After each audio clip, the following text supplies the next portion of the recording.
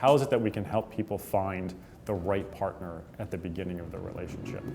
Initially, to create the algorithm, we use research that is based on existing married couples.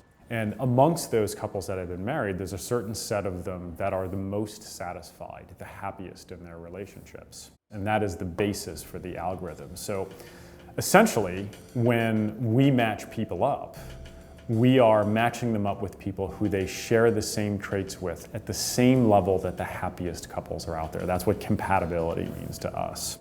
Some of our competitors think that people turn to online dating because they don't know what they're looking for. They turn and they say, help me, I don't know what I'm doing. We don't really think that's why people use online dating.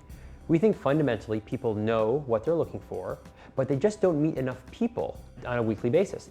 Men are very busy. They don't have time for bad blind dates. So they outsource a matchmaker, obviously, who's good at what they do, or they outsource a professional in anything of what they do to do it for them. I think what we've managed to do as a company and as a service is to be able to take the ability to match people, understand it using research methods, science, to be able to create an algorithm that can be scaled to apply to a lot of people. They brought a whole bunch of couples out here, successful couples that have been married or are about to get married, to help celebrate the 10th anniversary. I liked how they asked you certain questions to show, where you were and how you were and how you could have been matched. I liked their program, how they did the dislikes, the non-dislikes.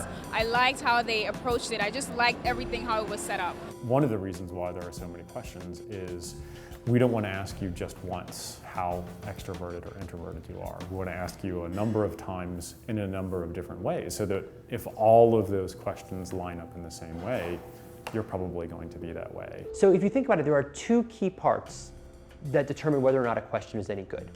The first is, and I'll use an example, have you ever murdered someone?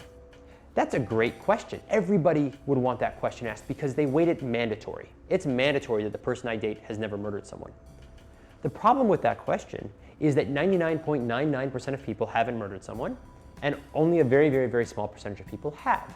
So that question actually doesn't add any new information into the system because everyone's going to end up on one side of the fence, no one on the other. But then take a question like, do you prefer Coke or Pepsi, right? That might split the population pretty close to 50-50. Some love Coke, some love Pepsi. The problem with the Coke or Pepsi question is everybody ranks it as irrelevant. So what we're looking for is a question that blends the passion behind have you ever murdered someone and the ambivalence or bifurcation of Coke or Pepsi. Personality types, 600 questions, 1,000 questions, 300 questions mean nothing to me.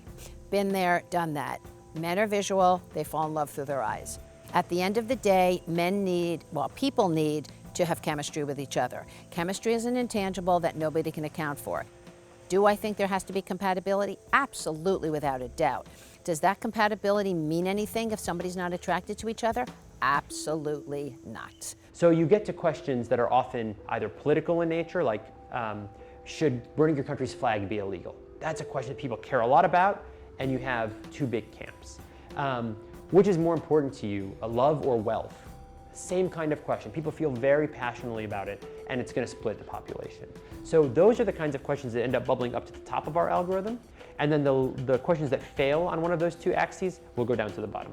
I think the internet is one more avenue of how to meet somebody. There's a lot of pluses for online dating. You can be in your pajamas. You can have no self-esteem, no makeup on, not be dressed, and you can be emailing, getting your confidence up, and talking to people. I encourage people to go online. I think it only takes one, and you never know where that one is going to come from.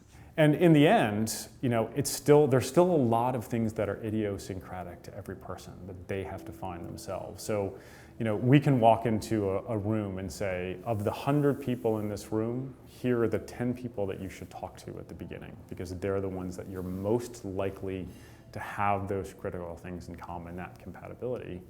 Which one you click with, that's an answer that's still to be figured out. So maybe we'll figure that one out someday.